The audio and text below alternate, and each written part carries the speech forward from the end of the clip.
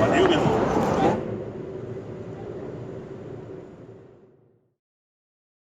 Os três que não tiveram ainda, nós fizemos uma reunião aqui, foi uma reunião introdutória, nós não começamos a ler o livro, foi apenas para a gente conversar um pouquinho sobre Aristóteles, sobre o sentido da filosofia grega. Esse aqui não é um curso de filosofia, embora nós lidemos com filosofia, mas é um entre 10 outros grupos de leitura que oferecemos simultaneamente, sendo que o 10º começa amanhã à noite, não vai ser na língua francesa, um grupo de leitura do livro do Bertrand Juvenal, do Poder.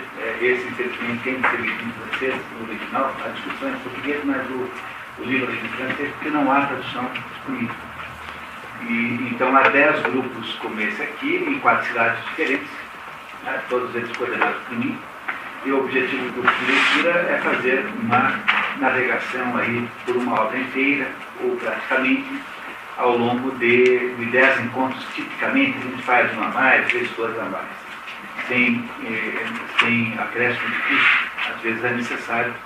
O grupo que bateu o recorde de duração foi o grupo que leu a Divina Comédia em poesia, em linguagem poética, verso, que acho que foram 16 encontros, né? Se não me engano, 16 encontros para ler a Divina Comédia inteira. Nenhum grupo dura mais do que 10 encontros, exceto um em Londrina, que vai durar só 6, porque nós só tínhamos 6 datas mesmo, e esse é um livro, chama-se As 6 Lições do Ludwig von Mises, portanto é uma lição por vez. Aí ficou direitinho, está cabendo direitinho dentro do... E essa é a Patrícia, tudo bem? Tá. A Patrícia já esteve aí no último encontro. Então o que nós vamos começar a fazer agora é uma leitura do livro do Aristóteles, da Metafísica. Eu queria, muitos de vocês aqui já leram 2 livros do Aristóteles, sendo que o último pelo mesmo tradutor desse aqui, que é o Edson Bin. Nós fizemos um esforço para tentar viabilizar o livro que é a melhor tradução dessa obra de Aristóteles, que é o livro feito pelo Giovanni Reale, que é esse aqui. Mas não deu certo porque esse livro aqui, que é a tradução bilíngue, por isso é que ele é muito grosso, tem aqui, né, tem a tradução com o original ao lado. Esse livro só pode ser entendido plenamente se tiver o 3º volume, são 3 volumes. O 3º volume é um volume de notas, só com notas, desse aqui. E tudo isso, comprando tudo junto, os 3 volumes, sai quase R$600. Porque a editora Loyola, embora sendo uma editora católica, não tem preços muito católicos. Né? Então esse é o problema maior de todos. Então, como nós não pudemos viabilizar, porque ia ficar um preço exorbitante, nós optamos por esse aqui, que é um livro, uma tradução com muitos méritos, tem a grande virtude de ser feita de dialeto grego, e todas as vezes que há dúvidas no que está escrito aqui, eu trago as outras 2 interpretações, porque eu trabalho sempre com preparação desse nosso encontro, com 2 outras traduções, uma tradução famosíssima, que é a do Ross, que é um tradutor inglês, que tem a tradução padrão para a língua inglesa, aceita nos Estados Unidos, em todos os lugares. Há um tradutor alemão chamado Becker, que é a tradução mais importante de todas elas, que eu não consulto, porque eu não tenho. O meu grego não dá para ler aqui o original, então a gente fica assim, sempre confiando aqui no Ross, que é uma tradução magnífica, maravilhosa. Aliás, eu sempre digo, né, que alguém quiser fazer um investimento para a vida toda, comprar as obras completas de Aristóteles pela editora Princeton, que eu acho que custa, todas as obras custam 200 e poucos reais, alguma coisa assim, em inglês. E aí sim vale a pena, porque é toda a obra, né, traduzido maravilhosamente bem. Então eu comparo com o Giovanni Reale, nessa obra aqui, e comparo com o Ross, toda vez que há alguma dúvida sobre a interpretação que está aí. Esse esforço de leitura aqui, ele é um esforço que tem sempre uma regra básica, quer dizer, nós temos que sempre entender E às vezes há obscuridades muito grandes que ninguém sabe interpretar, mas de modo geral dá para interpretar o que está aqui. E mesmo que vocês tenham, assim, no primeiro momento, alguma tendência a achar esse livro um pouco mais denso do que os outros dois, e de fato lembrar sempre que nenhum desses livros foi feito para o público, nenhum desses livros foi verdadeiramente editado, não são obras que passaram por como se diz em indústria editorial, né, por um copydesk. Portanto, são obras que não só foram interpoladas, que ao longo de 2.300 anos, Aristóteles morreu em 322 a.C.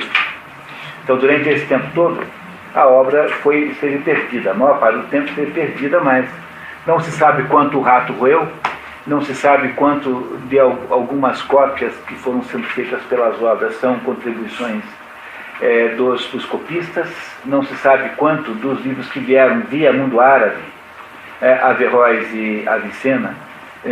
Avicena, por exemplo, parece mais confiável que Averroes. Averroes misturava muito o que ele pensava com Aristóteles. Mas a gente passou a vida tentando separar, como Santo Alberto, Santo Alberto Magno. Então, há aí muitas obscuridades, e isso é inevitável, porque eram textos de sala de aula. O professor falava e os alunos faziam cópia. Então, é um texto telegráfico. Quando você vai olhar o original, né, você pega aqui, aprender um pouquinho, bom, aqui não tem em grego, né? Mas o texto é todo pizzicato, assim, todo telegráfico. Porque imagine alguém copiando o que o outro está falando. Não sei como é que fazia isso naquela época, tinha lá um pergaminho, não sei qual era o meio, né? Isso significa, na prática, que há sempre uma dificuldade de leitura natural em Aristóteles. Platão não. Platão é uma maravilha. Platão, tirando o outro ponto lá, que parece que está obscuro, o resto é feito para todo mundo ler. Olha, é preciso que vocês compreendam o seguinte: até o século XX, ninguém escrevia livros que eram impossíveis de ler. Todos os livros de filosofia eram livros feitos para todo mundo. A metade do século XIX, digamos, até Hegel e Kant. Tá? Quando chegou Hegel e Kant, no início do século XIX, começou a mania de fazer livro hermético, que você precisa saber qual é a nomenclatura que o sujeito... Mas Aristóteles não é assim. Aristóteles fala de um jeito que todo mundo entende. E hoje, então, a coisa mais comum é encontrar um sujeito que escreve umas esquisitices apenas para parecer que é importante, como se ser inacessível fosse sintoma de competência. Mas Aristóteles não é assim, não. Ele nunca quis escrever difícil. Ele, às vezes, tem alguma dificuldade por causa das traduções que tem de fazer aí. As traduções tomam, digamos, algumas liberdades com relação ao texto, que se você fizer como está escrito, fica terrivelmente difícil de ler. Foi o que nós vimos no livro A Política, que nós lemos em janeiro, alguns de vocês leram comigo em janeiro, que era um livro muito difícil de ler, justamente porque muito fiel ao original, ou seja, o tradutor, que é um doutor francês, não tomou a decisão de parafrasear o texto. Você às vezes tem que parafrasear um pouquinho. Esse Edson Pini parafraseia, o Ross parafraseia como ninguém, o Giovanni Radi parafraseia, o Mário da Gama Curi parafraseia. O que é parafrasear? É você mais ou menos constituir a frase completa como parece ser a intenção do autor. Porque o texto, na sua originalidade grega, é muito árido e difícil de ler, daria um trabalho 3 vezes dobrado. Agora, pega um sítio como o Rossmann, pega o Giovanni Radi, que escreveu a melhor história da filosofia antiga já escrita, que tem a melhor obra de interpretação de Platão, Giovanni Radi, que é esse aqui, né? Quer dizer, esse sujeito passou, não sei se está vivo, deve ter 90 anos.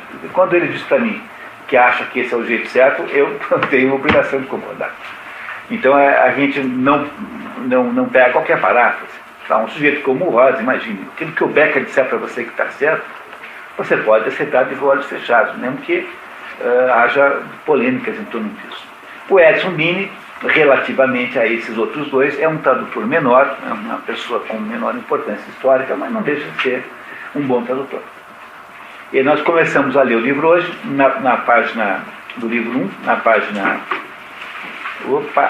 43, sem estar marcada. Todo mundo está pronto ou alguém quer fazer algum comentário, alguma pergunta, alguma coisa que interessa antes de começar? Pois não, Rubens. Eu chamo propaganda amanhã para aberto o curso lá na Volvo de Condero Livre, está começando 1 hora. 1 hora, né? Até às 17 horas está aberto ao público, lá na Volvo, lá no auditório VIP. Qualquer pessoa daqui pode ir? Não tem custo algum, é só me informar no Coffee Break, tem interesse, problema nenhum. Eu acho que impedi, o Munir fez esse evento umas 2 vezes em Curitiba. Foi. Nós estamos abrindo lá na Volvo. Então, pessoal, ó, é uma conversa sobre o processo de leitura, como é que se lê livros, como é que é. São 4 horas, da 1 às 5 da tarde. 1h30, né? 1 hora até às 5 da tarde. Amanhã na Volvo, lá na cidade industrial do Contorno Sul. Tá? Então, muito obrigado pela oportunidade, né? Então, eu queria sempre lembrá-los que metafísica não é uma expressão aristotélica, Aristóteles nunca usou esse nome. Esse nome foi dado depois por alguém que não se sabe, mas pelos organizadores da obra, muito posteriores. Porque Aristóteles falava sempre em filosofia primeira. E nesse primeiro capítulo ele vai nos explicar o que é isso, filosofia primeira. E metafísica foi assim denominada porque o organizador da obra, não sabe qual deles, botou a física e depois, além da física, a metafísica. Metafísica é além da física.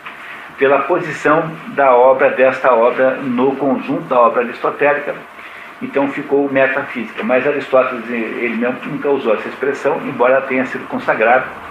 E Aristóteles chamava a esse assunto de que ele fala aqui, ou de filosofia primeira, ou de teologia. Essas duas coisas estão aí, são expressões aristotélicas. Então, não tem a menor importância só lembrar disso, né, que metafísica é apenas um nome que deram à obra. Não foi Aristóteles quem deu esse nome. Aristóteles nunca se preocupou com a edição dessas obras, porque essas obras todas eram anotações de aula.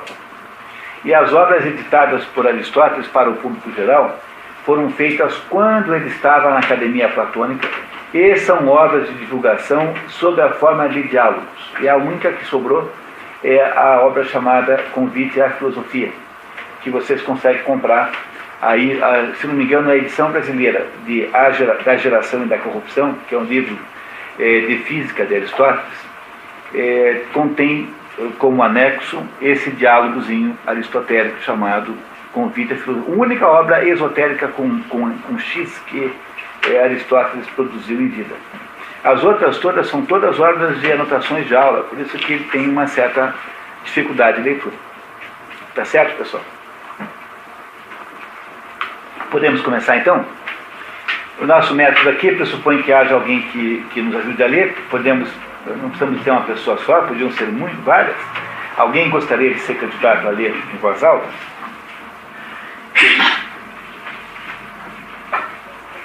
Você quer ler? Obrigado, então. Tá? Então vamos. Todos os seres humanos. Desculpe, sempre, apenas para vocês saberem, o número da esquerda ali significa o seguinte, que o que está escrito aqui está na página 980 da edição do Becker. Na coluna A, só tem A ou B, tem uma coluna, porque era feito em colunas, e não era feito como a gente tem aqui. Então cada página tem 2 colunas, A e B, na linha 22. Tá certo? Entenderam isso? Quer dizer, isso é apenas assim. Por exemplo, para eu saber, tem um problema aqui, como é que eu sei qual é o equivalente lá no ROS? Eu pego esse número e vou lá no ROS. O problema é que nem sempre coincide, sabe? Porque a língua portuguesa é uma língua analítica. E a língua alemã é uma língua sintética. Então os alemães, quando são capazes de dizer uma coisa imensamente grande com 20 letras, e nós, para dizer a mesma coisa, temos que botar um monte de D sobre, né, uma porção de ligações, porque a nossa língua não faz eu digo que ela é uma língua analítica, e nós não temos aqui a declinação dos substantivos, por exemplo, nós só declinamos os pronomes. O que é declinar o pronome? É dizer assim, eu, quando eu sou sujeito, e falo mim quando eu sou objeto. E essa diferença do modo de falar eu, né? Não é isso? Quando eu sou objeto, então isso é para mim, né? Eu não digo isso é para eu. Então o eu vira mim quando ele muda de sentido lógico. Quando ele é sujeito é eu, quando ele é objeto é mim. Certo? Então isso chama-se declinar. As línguas sintéticas, como o latim, como o grego, como o alemão, como o modernamente nem sei mais que tem, o russo, tá? São línguas que, quando falam assim, por exemplo, o menino é menino quando é sujeito, é meninovski quando é objeto. Então eu posso, por exemplo, em latim, escrever, colocar qualquer ordem das palavras. A ordem das palavras em latim é meio à vontade, porque a palavra estará marcada com um jeito de escrever e sempre me dirá qual é o seu valor, o seu valor sintático. Então é por isso que quando o Becker faz essa tradução para o alemão, ela não coincide exatamente com a tradução para o português. Às vezes tem uma pequena diferença. Além disso, existem alguns livros que uns põem como final do anterior e outros põem como início do outro. Então não é 100% seguro que vai dar, mas você acha com muita facilidade. Então, por exemplo, se eu quisesse entrar no mérito dessa primeira linha, eu iria lá no Ross, procuraria lá 980, coluna A, 22 é a linha. Entenderam o que tinha aquele númerozinho ali? É a mesma coisa que tem na Bíblia, capítulo 1, versículo 1. Porque aí você sempre sabe qual é onde está o negócio. Tá? Todos os livros que são grandes livros de referência são assim. A Bíblia, toda a obra aristotélica, toda a obra platônica é sempre assim. E no critério, para o critério aristotélico, é a edição do Becker, feita na Alemanha, 1800 alguma coisa, que é a base da sequência oficial da obra aristotélica, né? Então todo mundo segue. Então sempre quando houver essa citação é associada ao Becker, qualquer língua. Tá certo, pessoal? Immanuel Becker, um dos maiores estudiosos de Aristóteles. Então vamos lá, por favor. Todos os seres humanos naturalmente desejam o conhecimento. Isso, a primeira coisa sobre Aristóteles é que Aristóteles não explica tudo. Ele acha que determinadas coisas não devem ser explicadas por respeito ao próprio leitor. Ele acha que uma certa quantidade de conclusões são autoevidentes. Por exemplo, a ideia, Maria Lúcia, tudo bem? Temos lugares aí à vontade, tá? Então, como se diz, né? O Aristóteles acha que determinado tipo de conhecimento é completamente axiomático. Você não deve nunca tentar provar uma coisa do tipo, eu sou eu. Porque isso é desnecessário que seja provado, porque que você é auto-evidente. Então Aristóteles tem isso, ele está o tempo todo fazendo afirmações que são verdades axiomáticas, são auto-evidentes, portanto ele parte delas. Porque você não tem como ir atrás de todas as explicações para tudo, porque isso sempre vai remeter lá ao infinito e você não chegará a coisa nenhuma. Então, por exemplo, a ideia de que tudo é movido por alguma coisa. Então o automóvel é movido por você, pelo combustível no seu automóvel, etc. Mas tem de ter alguma coisa, você é movido pela comida que você comeu, etc. Mas tem que chegar um momento em que tem um motor inicial. E esse motor inicial tem de existir necessariamente. Aristóteles não entra no mérito disso. Ele fala assim, olha, seria uma absurdidade se não houvesse. E é por isso que algumas coisas são axiomáticas, como essa, a ideia de que os homens tendem naturalmente para o conhecimento. Mas ele vai tentar deduzir isso ainda, tá? Estamos na linha primeira, Maria Lúcia, primeira linha, tá? Na página 43. Então vamos ver, ele vai nos explicar por que ele acha isso, tá? Por favor, continuando. Isso é indicado pelo apreço que experimentamos pelos sentidos, pois mediante do uso destes nós os estimamos por si mesmos. E mais do que todos os outros, o sentido da visão. Isso é um grego, né? Porque os judeus aparentemente preferem a audição. Para um judeu, o mais importante sentido é a audição. Para um grego é a visão. Os gregos são profundamente estéticos, né? Tá? A arquitetura, a estatuária, não é isso? Então, ele diz assim, se a gente não... O fato que a gente gosta tanto da nossa visão é sinal de que nós gostamos muito do conhecimento, porque é a nossa visão que nos permite tomar conhecimento do mundo. Tá? Ele fará aqui uma opção de arrazoados para provar isso.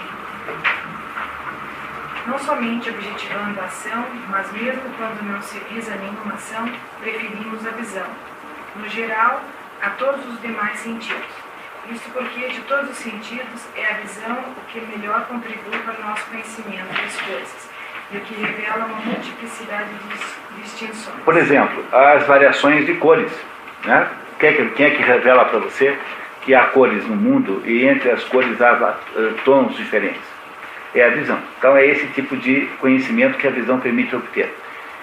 Ele está escrevendo um livro sobre metafísica, que é o conhecimento das causas primeiras. Portanto, é aquilo que nós chamaríamos de, né, aquilo que existe antes para que todas as outras coisas possam existir. E ele diz que todo mundo gosta disso naturalmente, que o ser humano ele naturalmente gosta de conhecer. É profundamente defensável isso, mas ele vai nos aprovando. Tá?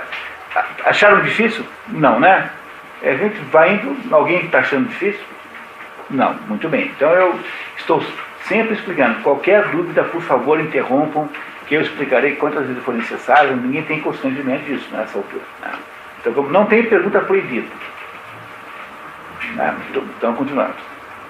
Ora, os animais nascem naturalmente dotados do poder da sensação, e a partir desta, alguns desenvolvem a faculdade da memória, enquanto outros não. Isso é uma coisa interessantíssima, porque demonstra como é o método aristotélico. Aristóteles, para lidar com qualquer assunto, faz isso, né? Ele olha assim, os animais, muito bem, os animais têm alguma noção, como ele diz aqui, né? Tem poder de sensação, tem sensações, como nós temos. E ele então começa a observar os animais e vê que sim. E isso, lembram que na Alma, né? Aliás, o Marco conseguiu aqui comprar o livro na Alma. Mostra para o pessoal, por favor, Marco. Essa é a edição portuguesa brasileira do livro da Alma, que é uma edição, eu não a conheço, mas parece muito caprichada, com uma quantidade enorme. É a psicologia de Aristóteles. A Alma é psique, né? Em grego, é o livro de psicologia de Aristóteles. E ele diz assim que a alma tem 3 pedaços, 3 grandes repartições. A primeira é o pedaço vegetativo, que todos os animais e plantas também têm como os seres humanos, que é apenas a dinâmica central da vida. O que é vivo tem alma vegetativa. Aí ele diz que os animais e as plantas, e os animais e os homens, seres humanos, têm alma sensitiva. O que é alma sensitiva? É capaz de sentir sensações e desejos. Quer dizer, é uma coisa que ela sente desejo com relação ao mundo exterior e o mundo exterior a impressiona de alguma maneira. Isso é a alma sensitiva. E isso os seres humanos têm junto com os animais. Não é uma atribuição humana, é uma atribuição animal também, que ele está acabando de dizer aqui. Então ele está dizendo, e só os seres humanos só têm alma intelectiva, só os seres humanos têm alma intelectiva, que é o assunto central do livro da Alma, mas quem fez aqui a Ética Nicômaco viu várias passagens em que isso foi explicado lá também. Então ele começa dizendo que os animais também têm alma sensitiva, né, dotados do poder da sensação, também têm alma sensitiva. Mas alguns desenvolvem a memória, enquanto outros não, porque ele percebe que alguns animais, né, não têm memória, isso, tá, e outros têm. Consequentemente, os primeiros são mais inteligentes e mais capazes de aprender do que os incapazes de lembrar. Inteligente aqui, cuidado, tá? Que é no sentido meio assim de capacidade, tá? Cuidado, porque aí a tradução, que inteligente tem que tomar sempre cuidado nessa palavra, que tem muitos sentidos. Quer dizer, os animais que têm capacidade de memória são como o seu cachorro, que ele lembra. Se o cachorro não lembrasse que você é dono dele, já pensou, ter que o tempo todo estar ensinando seu cachorro que o nome dele é Rex, ou Toby, entendeu? Sei lá, entendeu? Então, o seu cachorro sabe que ele chama Rex, porque não precisa ensinar muitas vezes, ele depois lembra. E é por isso que o cachorro é mais inteligente do que um tatu, que nunca responde quando você chama pelo nome. Né? Não é isso? Você não tem essa experiência? Não. Tá, então, deve ser fascinante essa experiência de tentar. Ele diz que é mais inteligente porque... viu, pessoal? A gente tem que tomar muito cuidado aqui para não exigir do coitado do Aristóteles que tenha feito estudos de última categoria em apreciação, porque 90% da obra do Aristóteles são estudos de natureza científica, de botânica, zoologia, etc, etc. Então, quando ele faz afirmações sobre assuntos científicos, a gente nunca deve exigir do pobre coitado que há 2.322 anos tivesse resolvido todas as questões. Então, o que o Aristóteles fez e que ninguém foi capaz de desfazer foi estabelecer a metodologia geral das ciências. ele é o autor da ciência. Mas é claro que qualquer estudante de biologia sabe mais sobre animais do que o Aristóteles sabia, pela simples razão de que o melhor automóvel, o pior automóvel é sempre o primeiro que foi feito. O pior automóvel é sempre o primeiro. Essa é a razão.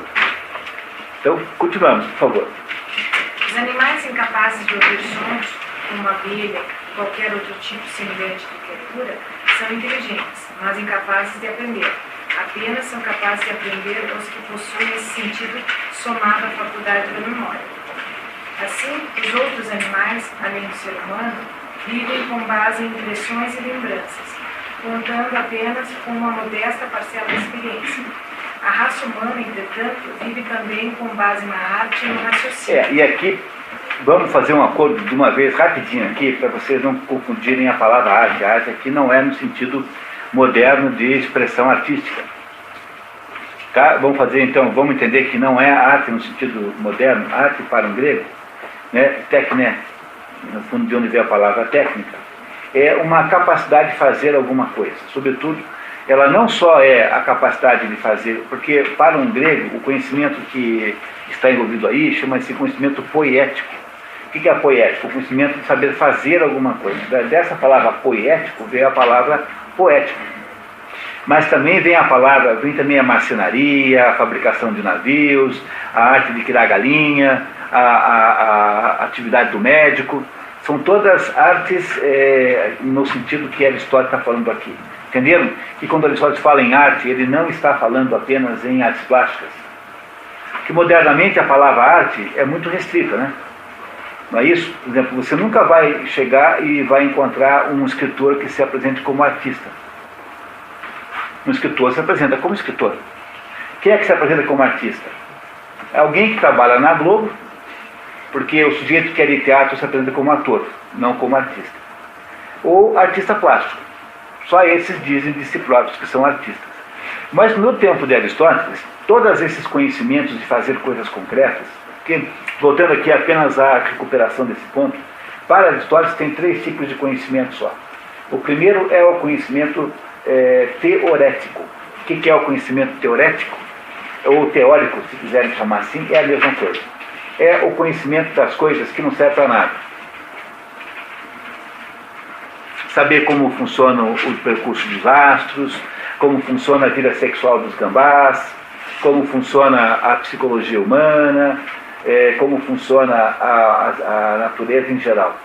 Para isso não tem utilidade nenhuma a não ser saber por saber. Por isso é que esse conhecimento teorético é de todos o mais importante.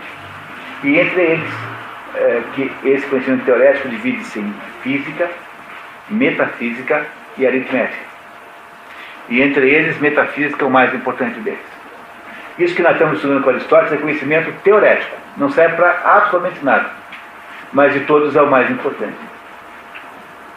O segundo tipo de conhecimento para Aristóteles é o conhecimento prático. Mas conhecimento prático não é conhecimento prático no sentido de saber lavar a louça. Tá? O conhecimento prático é conhecimento moral.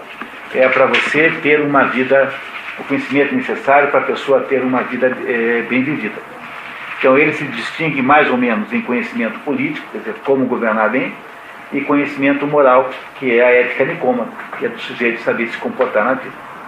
E o terceiro tipo de conhecimento para Aristóteles é o conhecimento poético. Esse sim é no sentido moderno e prático, que é o conhecimento aplicável a coisas concretas, que é dos 3 o menos importante. Essa é a hierarquia de conhecimentos para Aristóteles. Primeiro os teoréticos lá em cima, e no topo da pirâmide a metafísica. Segundo, faltam 15 minutos, tá? Pediu para avisar quando faltasse 15 minutos, para o assunto que não é final. Aí o segundo conhecimento é o conhecimento prático, que é o conhecimento moral, de natureza moral, e o conhecimento menor, menos importante, é o poético, que é o conhecimento de fazer coisas, entre eles poesia. A expressão poesia vem desse poiesis, que é o criar em grego. Criar em grego é poético, mas o grego não fala em poético, fala de criar um barco, criar uma estátua, criar um almoço, tudo é criado. Não tem nada, tudo é concreto, assim. Entendeu? Então, o que ele vai dizer aqui, né? Ele vai dizer aqui, ele vai nos ajudar aqui a falar desse tipo de conhecimento. Tá? Então, o que ele vai dizer em seguida é uma coisa muito importante, que eu queria muito já alertar. Ele vai dizer o seguinte, que isso que a gente chama de experiência prática não é exatamente conhecimento, porque você não pode ensinar isso para ninguém. Quer dizer, é um tipo de conhecimento, mas não é exatamente o conhecimento que tem um sujeito que consegue entender os universais. Porque alguém que tem só conhecimento prático, por exemplo, veja só uma curandeira que consegue lá resolver problemas de verrugas em geral. Não tem umas curandeiras que acabam com verrugas? Ela tem um conhecimento prático de determinadas verrugas, mas ela não tem a menor ideia do que ela está fazendo. Ela não entende aquele processo, ela não tem nenhuma ideia sobre a estrutura daquele processo biológico que está ali. Então, ela não tem verdadeiramente um conhecimento no sentido teórico de conhecimento. Mas ele vai explicar melhor que eu. Vamos dar a chance para o Aristóteles. Né? É a partir da memória que os seres humanos adquirem experiência, porque as numerosas lembranças de uma mesma coisa acabam por produzir o efeito de uma única experiência. Pois é, a repetição que gera a regra, né? Não é isso? A repetição que gera a regra. É isso que ele está dizendo, né? A repetição gera a regra. A experiência parece muito similar à ciência e à arte, mas na realidade é através da experiência que os seres humanos obtêm ciência e arte, pois, como diz acitadamente Polo, um dos interlocutores de Sócrates no diálogo de Gorgias de Platão. A experiência produz arte, mas a inexperiência acaso. Gorgias, é um pedaço, está no Gorgias, né, que é um diálogo de Platão. A arte é produzida quando, a partir de muitas noções da experiência, forma-se um só juízo universal, relativamente a objetos semelhantes. Juízo universal, quer dizer, quando você forma uma teoria sobre aquele assunto. Então imagine um médico que, depois de ver muitos determinados casos, não sei o que, um belo diz, olha, isso aqui chama-se dengue, isso aqui é produzido por um protozoário, sei lá por quê, por um determinado micro-organismo, que é transmitido pelo mosquito, não sei, Aedes aegypti, que tem isso. Quando você chegou a teorizar isso, você já criou conhecimento. Mas a simples casuística em si própria não é conhecimento nesse sentido, porque você não consegue ensinar, porque você de fato não entende o que está acontecendo. E para que seja conhecimento, é preciso que você entenda qual é a causa daquele fenômeno. Se você não entende a causa, não é conhecimento. Por que ele está dizendo tudo isso? Porque ele já vai nos ensinar daqui a pouquinho como é que nós entendemos as causas dos fenômenos, que é a primeira grande lição da metafísica de Aristóteles. Vamos dar a palavra aqui para ele, que ele vai ajudar melhor que eu. Dispor de um juízo de que quando Calhas padecia esta ou aquela doença, isto ou aquilo lhe fazia bem, e semelhantemente com Sócrates e vários outros indivíduos. É uma questão de experiência. Calhas é qualquer um, é o João da Silva, tá? Não é ninguém importante, tá? Sócrates também é, exemplo, né? Mas julgar que faz bem a todas as pessoas de um certo tipo, consideradas como uma classe, que padecem desta ou daquela doença, por exemplo, o fleumático ou o bilioso, ao padecer uma febre ardente, é uma questão de arte. Generalizar o tratamento é uma questão de arte, portanto, de conhecimento real e não apenas de experiência. Os antigos acreditavam que as pessoas tinham 4 tipos de temperamentos, basicamente Hipócrates e Galeno achavam que os temperamentos humanos dependem da predominância dos humores. Humores são fluidos corpóreos naquela pessoa. Então, o primeiro tipo era o linfático ou fleumático, em que predomina a linfa.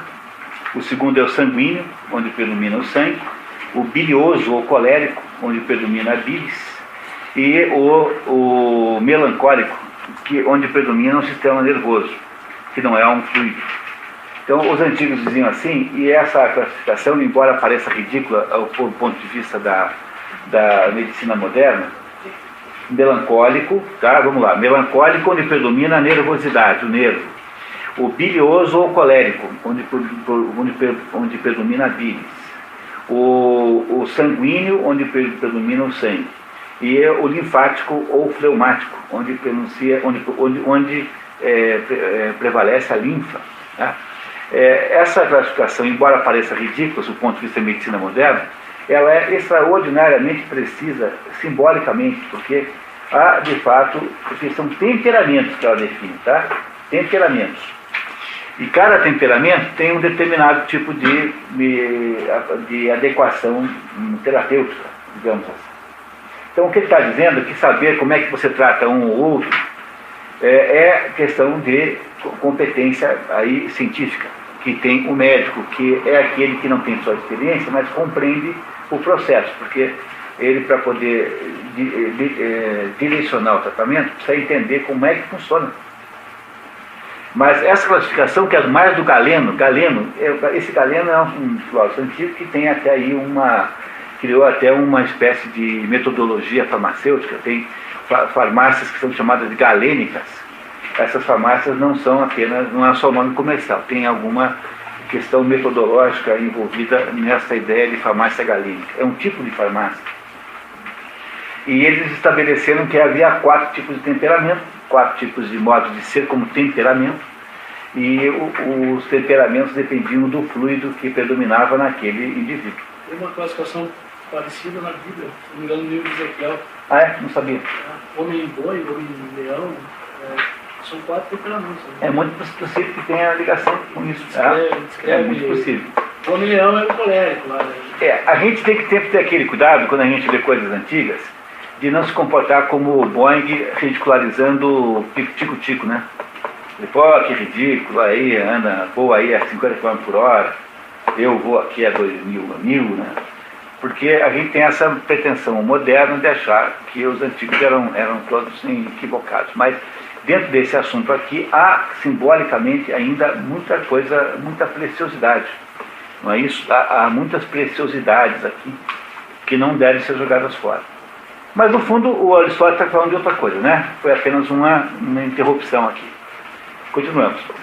Pareceria que, para propósitos práticos, a experiência não é, de modo algum, inferior à arte. Aquele pescador que sabe que vai chover, pode, na prática, saber mais do que o homem do tempo na televisão, né? O meteorologista. Então, poderia parecer que esse prático, que não tem ideia nenhuma do que está falando, mas tem, assim, uma opção de indicações físicas que ele aprendeu a interpretar, pode ser que ele pareça tão mais sábio quanto o outro. No entanto, né? De fato, vemos homens da experiência obtendo mais êxito do que aqueles que dispõem de teoria sem experiência. A razão disso é ser a experiência conhecimento dos particulares, enquanto a arte o é dos universais.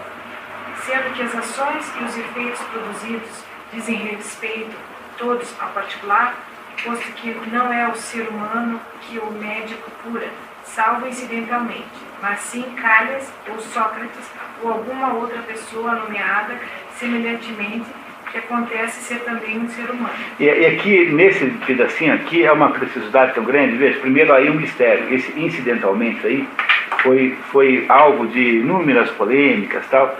Hoje em dia o consenso dos estudiosos é que incidentalmente aí significa indiretamente. Tá? Os outros usam acidentalmente, não incidentalmente. Mas o consenso sobre a interpretação disso é que se trata de indiretamente.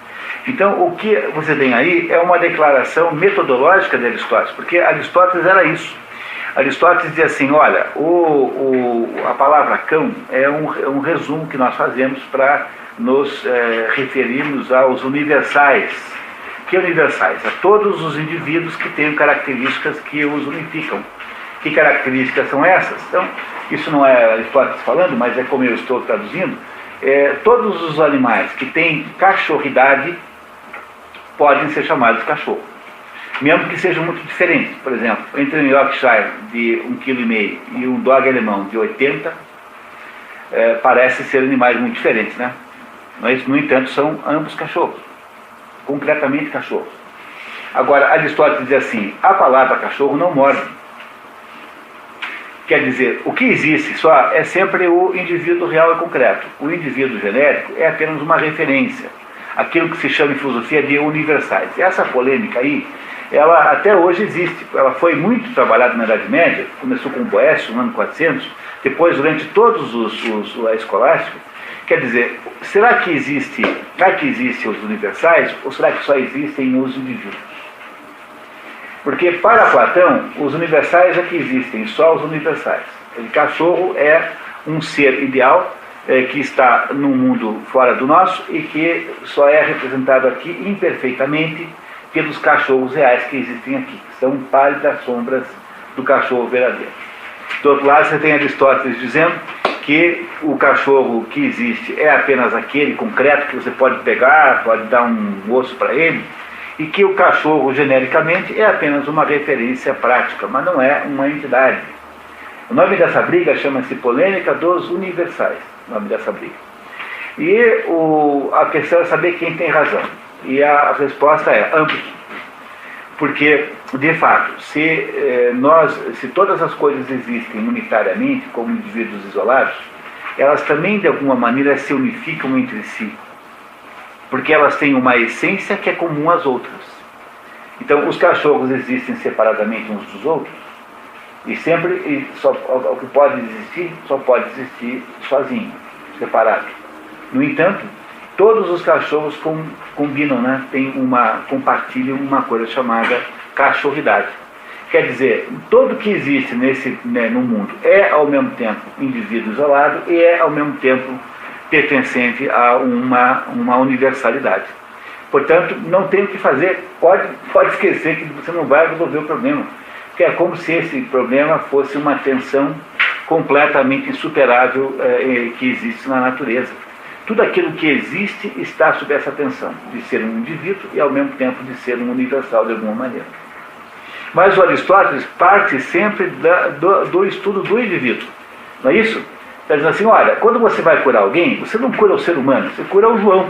O João que está lá doente, está com uma encravada. Então você vai lá e cura aquele fulano. Então o médico, aquele que é capaz de experiência prática, acaba sendo, obviamente, uma espécie de relevância. No entanto, essa relevância vai só até um certo ponto. Vamos ver como é que ele explica isso. Assim, se alguém dispõe de teoria sem experiência e conhece o universal, mas não conhece o particular nele contido, com frequência falhará em seu tratamento, uma vez que é o particular que tem que ser tratado. Entretanto, consideramos que o conhecimento e a competência pertencem antes à arte que à experiência. E supomos que artistas sejam mais não é o pessoal da Globo, tá certo? Lembra sempre disso, que artista aqui não é o pessoal da Globo. Artista é aquele que conhece uma técnica cientificamente. Supomos que artistas sejam mais sábios do que os homens de mera experiência, o que significa que, em todos os casos, a sabedoria depende mais propriamente do conhecimento.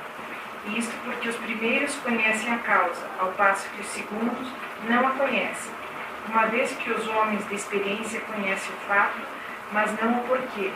Os artistas, contudo, conhecem o porquê e a causa.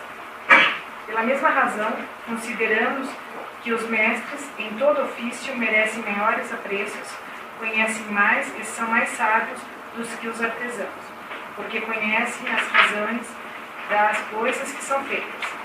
Vocês entenderam isso, pessoal? Ele está dizendo que conhecer a causa é mais importante do que conhecer como faz concretamente. É claro que é melhor conhecer os dois, mas aquele que conhece a causa está num grau superior àquele que só sabe fazer concretamente. Então o meteorologista que entende por que é que aquelas zonas de alta e baixa pressão, etc., geraram a tempestade, tem, de alguma maneira, uma superioridade sobre aquele que só sabe prever que vai ter a tempestade porque está doendo o joelho direito. Entenderam isso? Embora o sujeito que sempre sabe que vai chover porque está doendo o olho direito, ajuda você a não esquecer também o guarda-chuva antes de sair de casa. Entenderam isso? Agora ele está falando...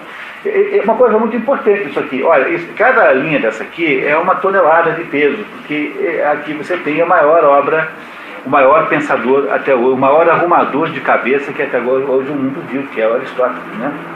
Eu preciso muito saber se vocês estão entendendo razoavelmente bem nesse ritmo e com esse grau de interferência, porque nós vamos ter que aumentar a nossa velocidade, mas nós não vamos poder pular a coisa sem entender. Então está certo? Está todo mundo entendendo até agora? Muito bem. Então vamos deixar o Aristóteles falar. Pensamos que os artesãos, como certos objetos inanimados, realizam coisas, mas sem saber o que realizam, como por exemplo o fogo queima. Somente que enquanto os objetos inanimados executam todas suas ações, devido a uma certa qualidade natural. Os artesãos executam as suas através do ato. Assim, os mestres dispõem de maior sabedoria, não devido à sua capacidade de fazer coisas, mas porque possuem uma teoria e conhecem as causas. O fogo queima, ele não sabe o que queima. Então ele é essencialmente prático. O artesão é aquele que sabe fazer fogo. Mas saber por que o fogo queima, entender qual é a bioquímica do fogo, né? Entender como é que funciona aquilo, isso é obra do cientista e esse está no patamar superior. É isso que ele está dizendo agora, que conhecer as causas é absolutamente imprescindível para que haja como objeto humano. Portanto, conhecer as causas é mais importante que saber fazer as coisas. É por essa razão que a ciência teorética, aquela que disse a vocês não é para nada, no fundo é a mais importante de todas, é a mais alta delas. Ele lembra, né? Teorético no alto, prático no meio e poético embaixo. Então, aquele que domina o poético está 2 degraus abaixo do que domina a teoria. E esse está num patamar mais alto de conhecimento humano.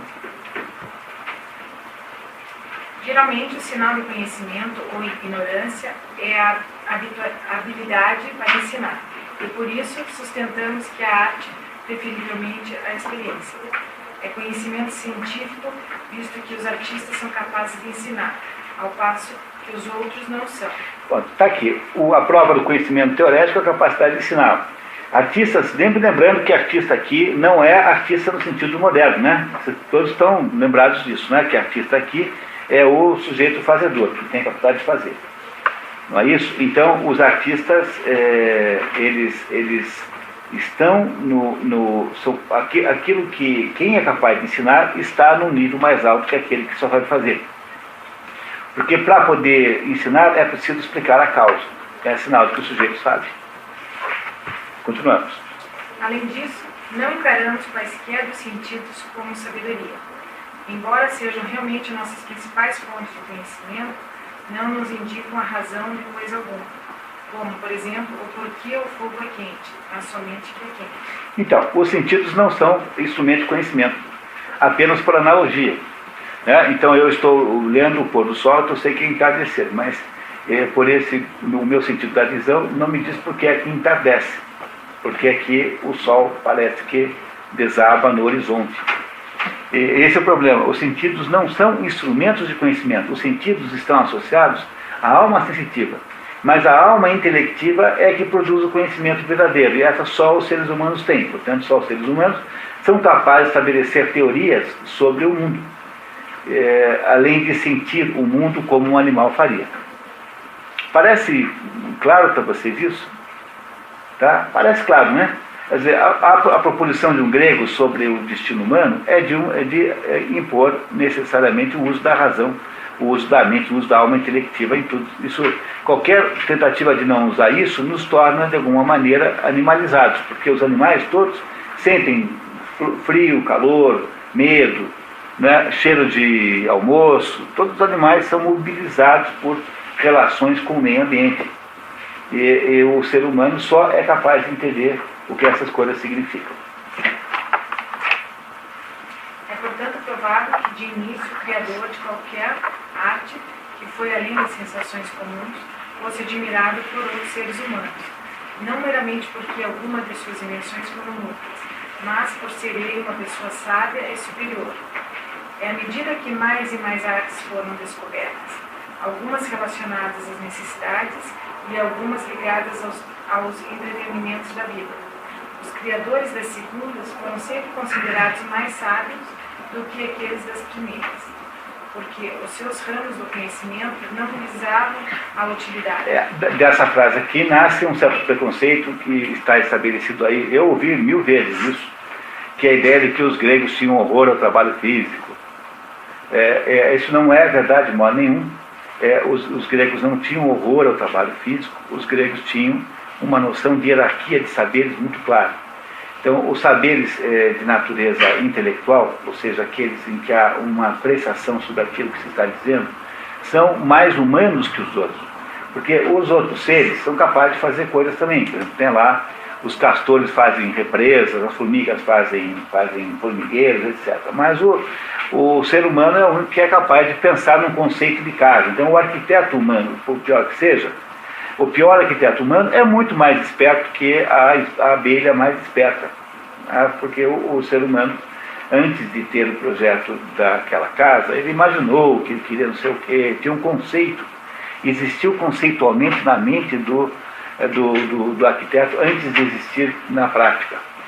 E é isso que ele está dizendo. Ele está dizendo que há uma hierarquia de saberes humanos e os saberes práticos, poéticos, né, para usar a sua expressão real, são menos importantes que os saberes teóricos. É por isso que, para Aristóteles, o ponto máximo de evolução do ser humano é o spoldaios.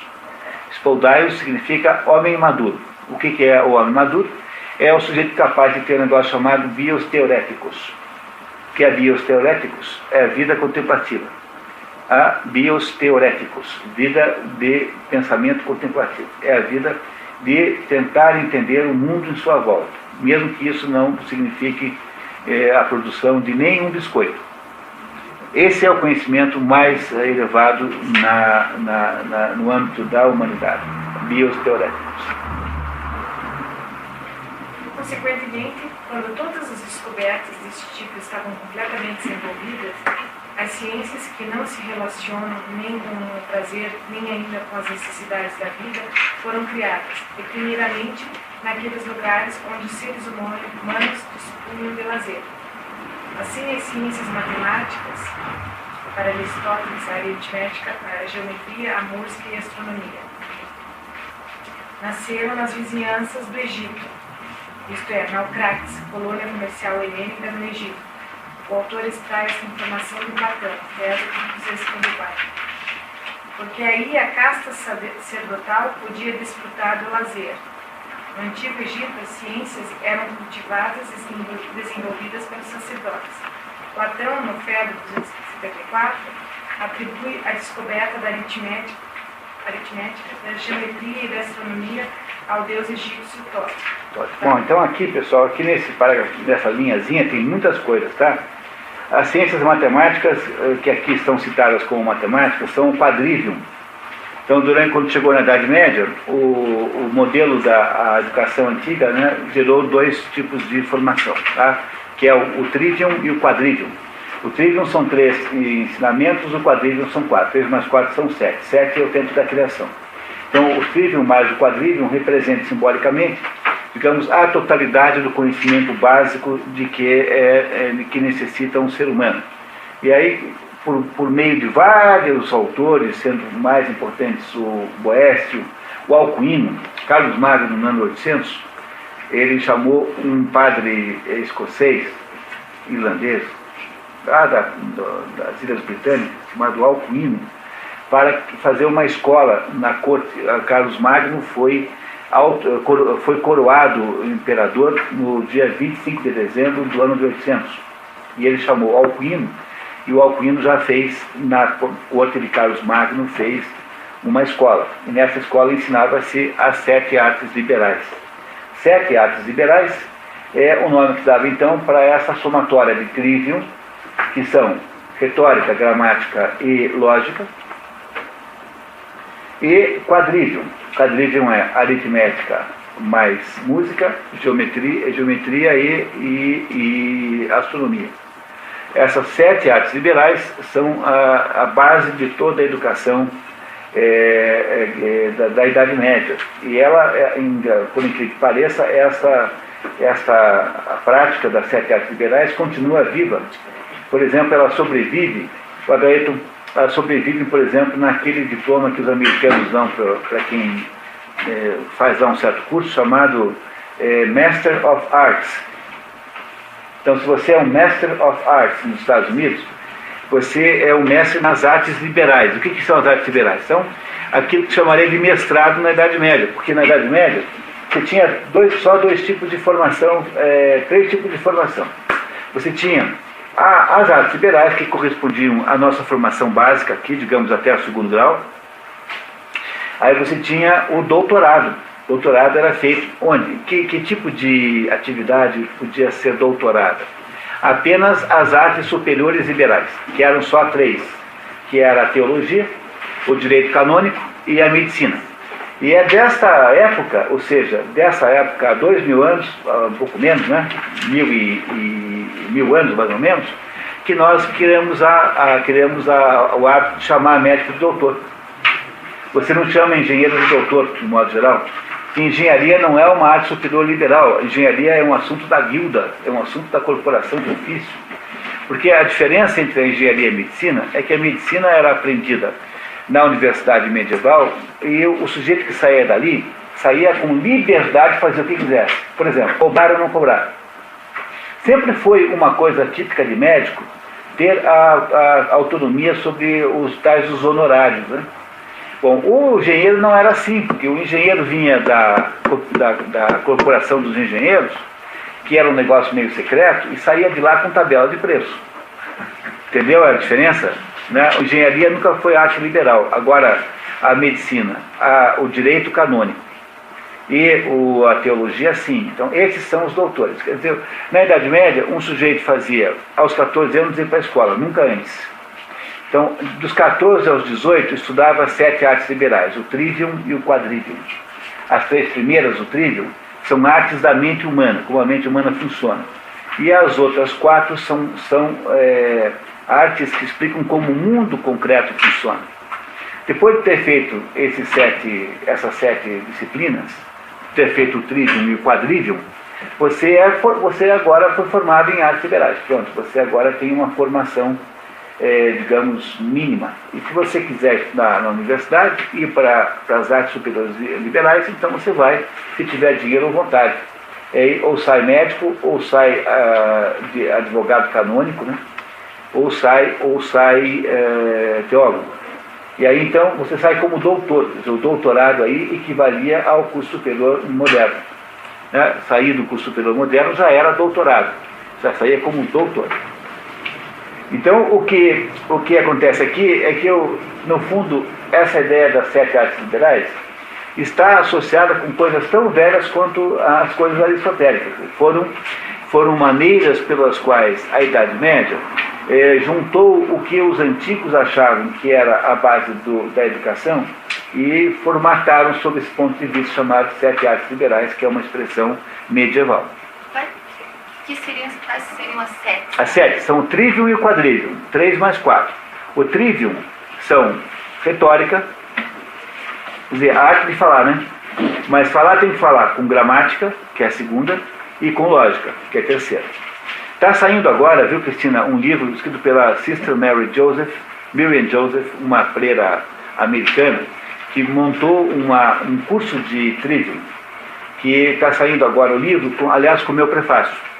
Eu tenho notícias bem frescas, já está na gráfica praticamente, daqui a uns 15 dias, 20 dias, deve ter para comprar. Essa freira fez um livro maravilhoso, em que todo aluno de uma certa universidade católica americana, antes de fazer qualquer aluno, tinha que aprender as artes do trivium. Aprender a raciocinar, aprender a falar com correção e falar com competência. Então era uma espécie de curso obrigatório de iniciar qualquer atividade universitária numa escola religiosa, católica, lá, eu não lembro mais qual é, mas está no livro. Tá? Então, o trivium é falar bem. Falar bem o que é? É retórica, mais gramática e mais lógica. E o quadrivium não tem mais ligação com o nosso cérebro, mas o quadrivium é uma maneira de entender a natureza em volta de nós. Então, a natureza tem aritmética e geometria. A aritmética gera música. Portanto, a harmonia, né? A harmonia dos números. E a geometria gera astronomia. Então, você tem que saber mais essas 4. Mas primeiro o trivium, depois o quadrivium, nunca ao contrário. Primeiro o trivium, depois o quadrivium. O livro da irmã Miriam Joseph é só do trivium, chama-se Trivium. E uma das maiores perdas que nós tivemos foi o fato de que nós perdemos de vista essa capacitação mínima que era necessário que todo mundo tivesse. Mas isso tudo está em Aristóteles, compreenderam? Que está tudo em Aristóteles.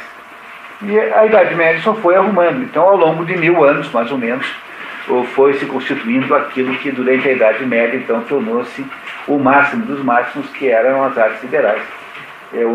Tornar-se mestre nas artes liberais. Era a educação medieval. Os mais bobagens que houve hoje que a Idade Média é um período de trevas. Trevas estão na cabeça de quem fala isso.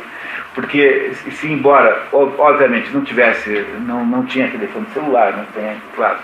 Mas sobre alguns aspectos, assim, você não pode dizer que é o período de trevas, uma época que produziu as catedrais góticas, o maior de todos os esforços filosóficos que o mundo já produziu, quer dizer, nada se equipara à escolástica como estrutura. E há um livro muito interessante, de um sujeito chamado Erwin Panofsky, que é um livro que, para ler, tem que ter alguma cultura de arquiteto, porque ele fica fazendo a descrição das catedrais góticas, e chama-se Arquitetura Gótica Escolástica, dizendo que a estrutura da escolástica, de argumentativa da escolástica, é exatamente igual à estrutura arquitetônica das catedrais góticas. Erwin Panofsky, o nome do autor. Panofsky com F no meio aí, com KI no final. Tem para comprar, essa editora Martins tem uma edição bem caprichadinha, pequenininha.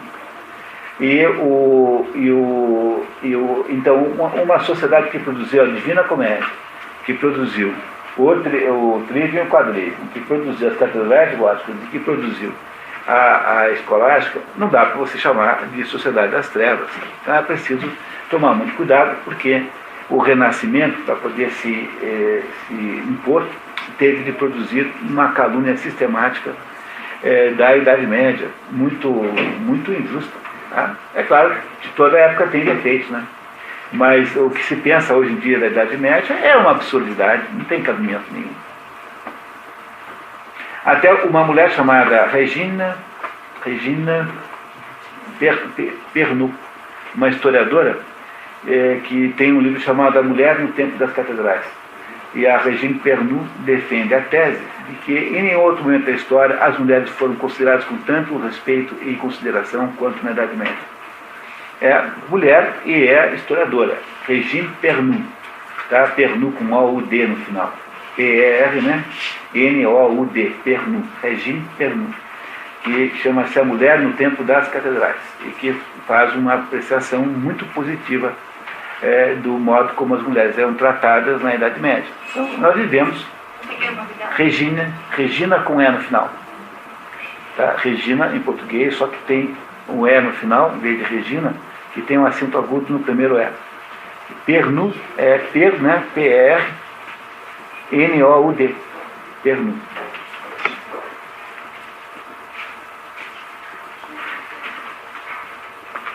Vale a pena ler, eu sugiro. Vocês não percam essa chance. Tá? Então, a Idade Média é essencialmente uma mistura de cristianismo com aristotelismo. É por isso que a gente fica encontrando vestígios do Aristóteles em todas as coisas medievais, como é o caso aqui. Ó. Tá? A aritmética, do que ele está falando, depois vai gerar as 4 artes liberais. Nasceram nas vizinhanças do Egito, quando Platão resolveu desaparecer uns tempos, porque Sócrates foi claramente alvo de uma perseguição política. Então, o julgamento de Sócrates era um desses julgamentos marcados, né? Alguém tinha que morrer, era Sócrates. Então, Platão, que era jovem e aluno do Sócrates, começa a perceber que não ia... Atenas, no tempo de Platão e Aristóteles, já está em decadência muito grande.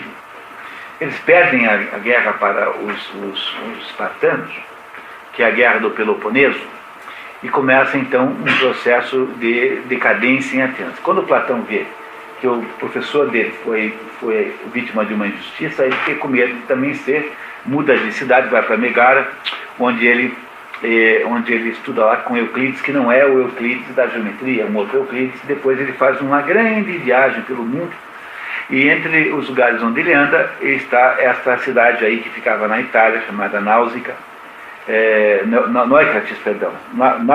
Naucratis, onde ele aprende uma porção de princípios pitagóricos, que estão nesse outro livro que você também conseguiu. Tá? Tem aqui um livro sobre Pitágoras, escrito pelo Mário Ferreira dos Santos, que é o maior simbolista brasileiro, é o maior estudioso de simbologia no Brasil.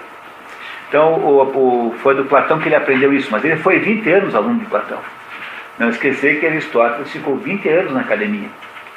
Depois é que ele funda o Liceu, só depois que Platão morre.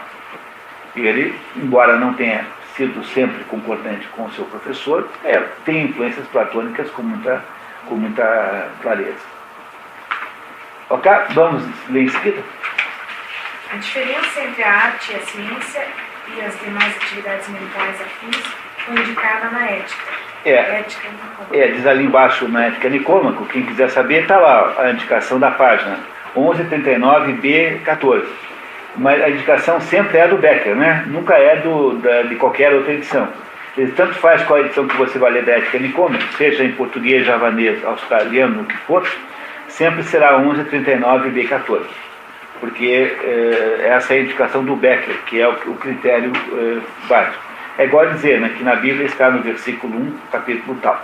Sempre é nesse versículo, nesse capítulo. Não é isso? Tá. A razão da presente discussão deve-se ao fato de supor-se, geralmente, que aquilo que é chamado de sabedoria, Sofia, ou seja, metafísica, vê em Aristóteles sua obra, neste volume, A Origem da Palavra Metafísica. Tem uma introdução da palavra, tá? Escrito aquilo que eu já falei para vocês, tá?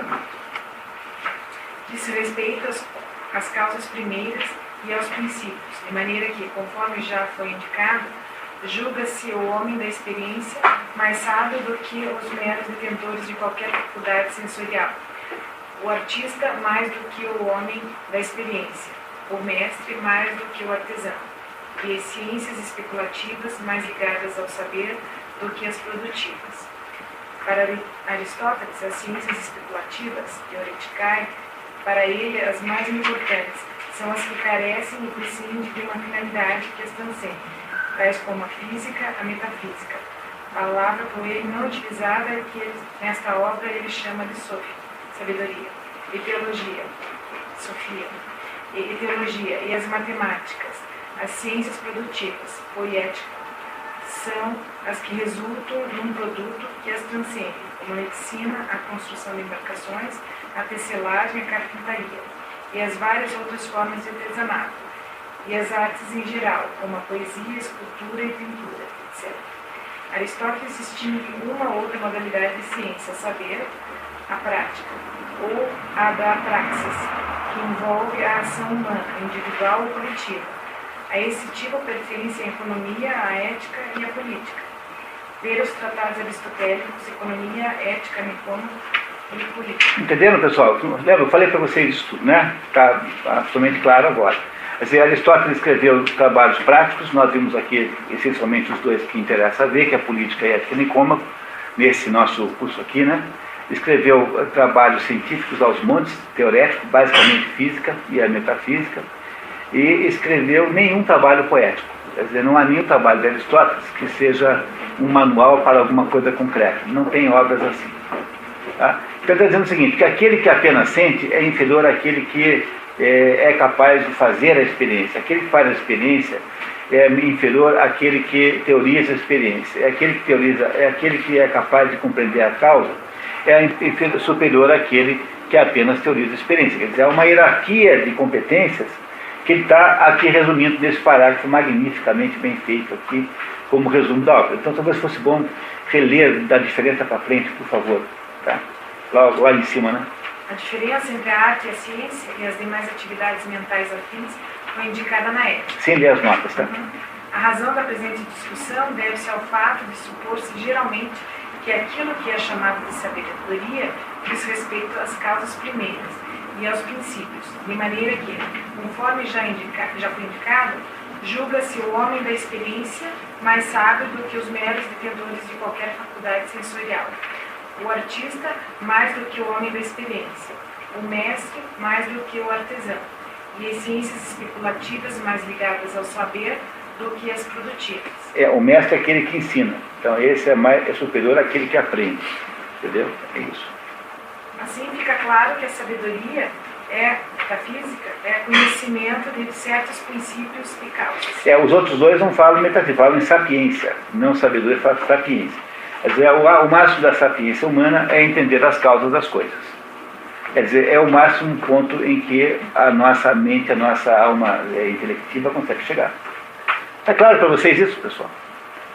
Não é, isso é Aristóteles, tá? Quer dizer, é um sujeito que vai fazendo você caminhar por você vai caminhando por uma trilha dedutiva implacável.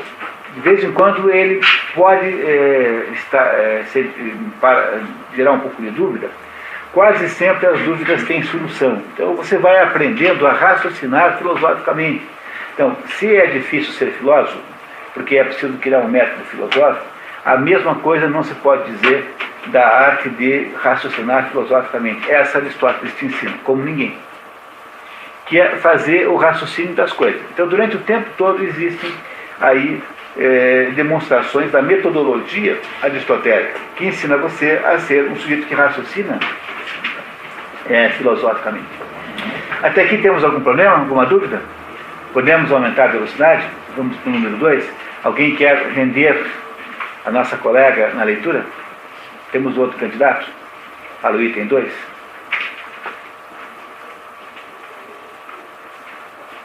Posso continuar? Então vamos lá. Eu leio. Maria Lúcia, item 2, então. Uma vez que estamos investigando esse tipo de conhecimento, é necessário que consideremos quais são as causas e princípios cujo conhecimento é a sabedoria. Talvez seja mais esclarecedor se tomarmos as opiniões sustentadas quanto ao sábio. Ele no primeiro item falou assim, nós vamos entender o maior conhecimento de todos, quer dizer, o das causas. Então agora vamos entender o que é a causa. E vai entrar agora num assunto de importância gigantesca que nos ajudará a entender uma porção de outras coisas da vida e do próprio Aristóteles. Podemos começar. Consideramos em primeiro lugar, portanto, que o sábio conhece todas as coisas, na medida do possível, sem ter conhecimento de cada uma delas individualmente. Em seguida, que o sábio é aquele capaz de compreender coisas difíceis, as que não se mostram fáceis à compreensão humana, visto que a percepção sensorial comum a todos é fácil e nada tem a ver com a sabedoria. Saber tomar chope não é grande sabedoria, entendeu? É isso que ele está dizendo aqui. Entendeu? O sábio não é aquele que sabe tomar chope, mas aquele que entende o princípio da drogadição ao chope, tá, por exemplo. Né? E ademais, em todo o ramo de conhecimento, o indivíduo é mais sábio proporcionalmente à sua maior informação precisa e à sua melhor capacidade de expor as causas. Além disso, entre as ciências, consideramos que a ciência desejável em si mesma e em função do conhecimento está mais próxima da sabedoria do que aquela que é desejável dos seus resultados, e que a ciência superior está mais próxima da sabedoria do que a subsidiária, pois o sábio deve dar ordens e não recebê-las. Nem tampouco deve ele obedecer a outros, devendo sim o menos sábio obedecer. Então, está entendendo? Quer dizer, o saber os princípios maiores de todos é o maior objetivo humano. Quando você sabe os princípios pelas quais as coisas todas existem, que são os princípios primeiros, então está aí o ponto mais alto da sabedoria humana, que é o que faz o filósofo, o grande filósofo, né? Como ele, por exemplo. Então, aí fica mais uma vez claro que ele está hierarquizando os saberes humanos a partir, colocando os saberes práticos bem embaixo e os saberes teoréticos bem no alto. Isso coincide também com o esquema das castas hindu, não preciso nem dizer isso, vocês já devem ter pensado sozinhos. Quer dizer, o servo que faz o trabalho manual embaixo tem uma importância na hierarquia da vida humana menor do que a do Brahmani, que é o que indica que explica os caminhos de Deus para todo mundo. Então há, naturalmente, na vida humana, essa hierarquia, e essa hierarquia está aqui sendo, nesse momento, defendida filosoficamente por Aristóteles. Vem agora um parágrafo de enorme importância. Vamos ver como é que ele nos ajuda aqui. Tais são, em gênero e número, as opiniões sustentadas quanto à sabedoria e ao sábio.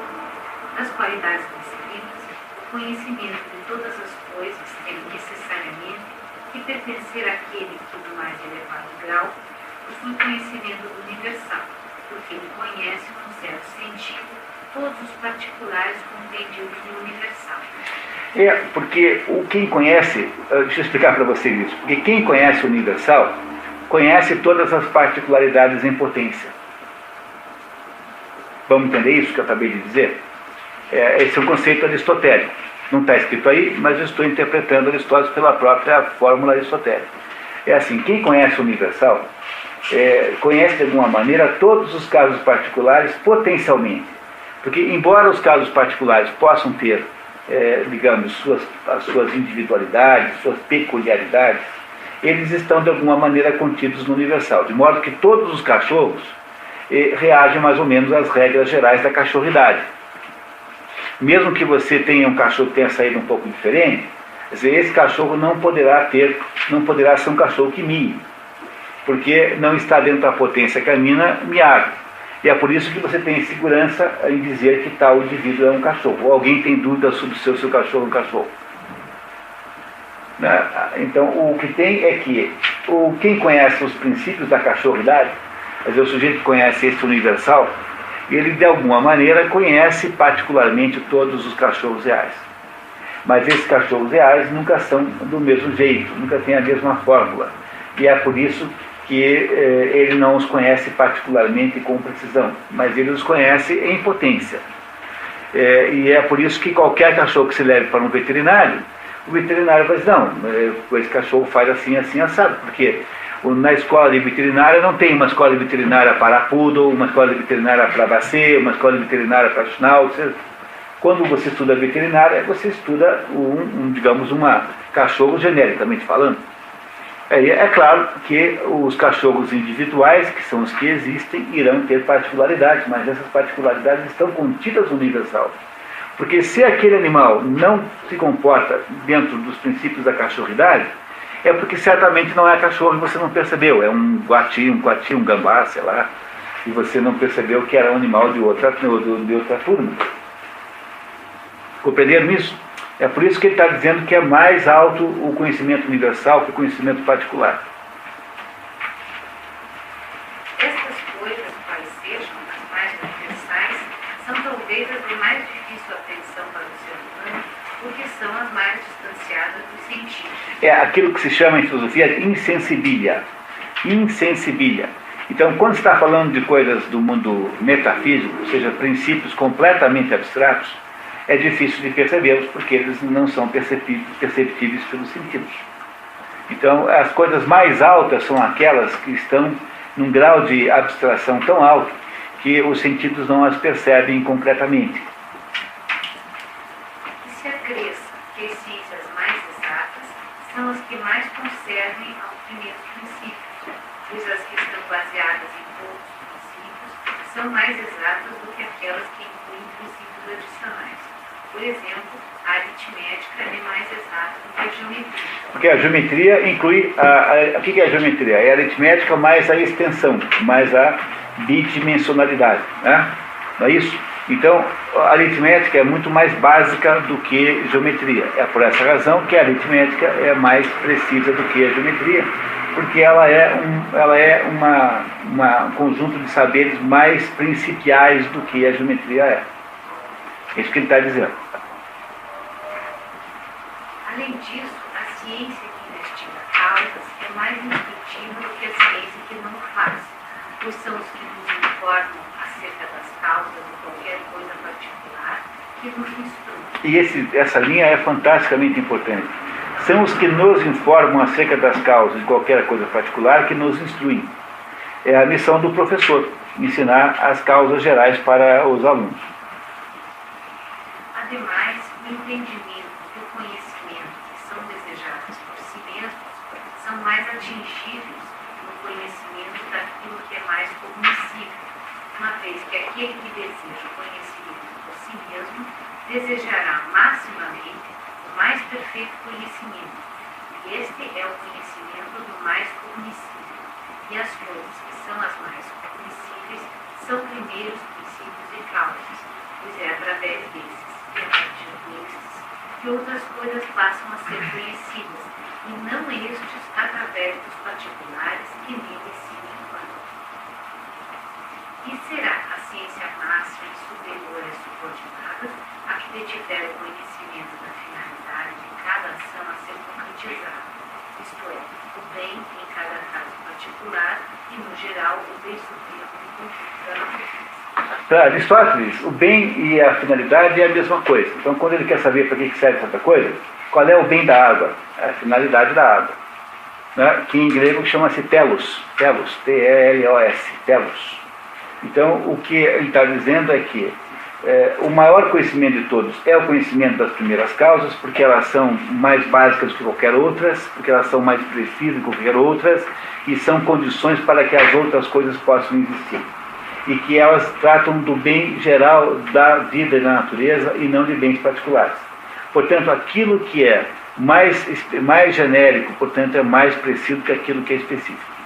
É por isso que o conhecimento das primeiras causas, que estão muito no alto, é o maior de todos os conhecimentos humanos, que é o conhecimento de que o filósofo se ocupa. O que é a filosofia? A filosofia é a investigação sobre as primeiras causas.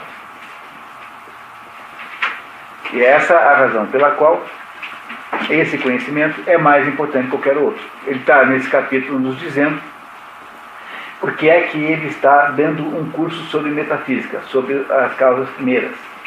Porque ele só pode continuar dando esse curso se os alunos que estão lá ouvindo, os alunos eles só estão lá ouvindo, concordarem de que nenhuma investigação é tão importante quanto essa. Porque é desta investigação que nasce a possibilidade de saber todo o resto. Portanto, causas primeiras são mais importantes do que as outras coisas que decorrem delas. Assim, por resultado de todas as considerações presentes, o termo que estamos investigando enquadra-se na mesma ciência, a qual deve especular sobre primeiros princípios e causas, uma vez por bem, ou seja, por fim, é uma das. E aí, então, temos aqui uma primeira. Esse esquema que alguns de vocês já têm, porque só que esse aqui é diferente, já foi melhorado, tá? Então, se vocês têm nos seus arquivos esse esquema aristotélico número 9, por favor, vocês troquem por esse aí que já está melhor. Então, aqui tem a primeira noção da filosofia aristotélica, que é para guardar para todo sempre, que é essa aqui, que é a ideia das causas. Então, em primeiro lugar, antes de qualquer outra coisa, vamos falar da palavra causa. Causa para Aristóteles é aquilo que permite, é aquilo que concorre para a existência de uma coisa. Isso é causa. Tá? Então, vamos entender assim, fazer esse acordo aqui exegético, né? Causa para Aristóteles é tudo aquilo que concorre para a existência de alguma coisa. Então, se você pegar, por exemplo, uma xícara, uma xícara, o que é uma xícara? Xícara é um objeto, mas para que aquela xícara possa ter sido feita, é preciso que 4 causas tenham incidido sobre aquele esforço de fazer a xícara. A existência da xícara é dependente de 4 causas. Esse é o esquema aristotélico, tá? A primeira causa é o que você faz, quer dizer, o que é aquilo que você fez, qual é a forma. Para um grego, forma, eidos, é a mesma coisa que essência. A forma é a essência.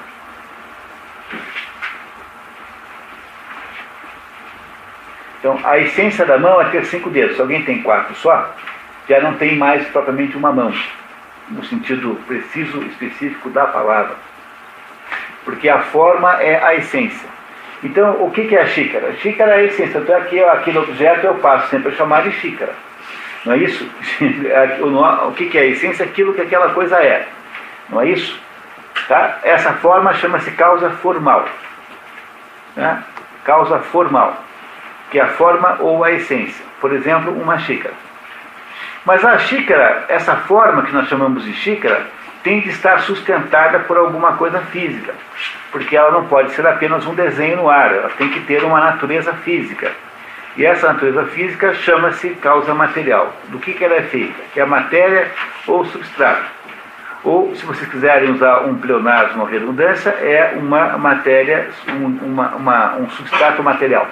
Né? O substrato material é a mesma coisa que matéria ou substrato. É uma redundância apenas, um excesso de informação. Então, o que é a causa material da xícara? É a argila, por exemplo, por quanto seja de argila, podia ser de plástico.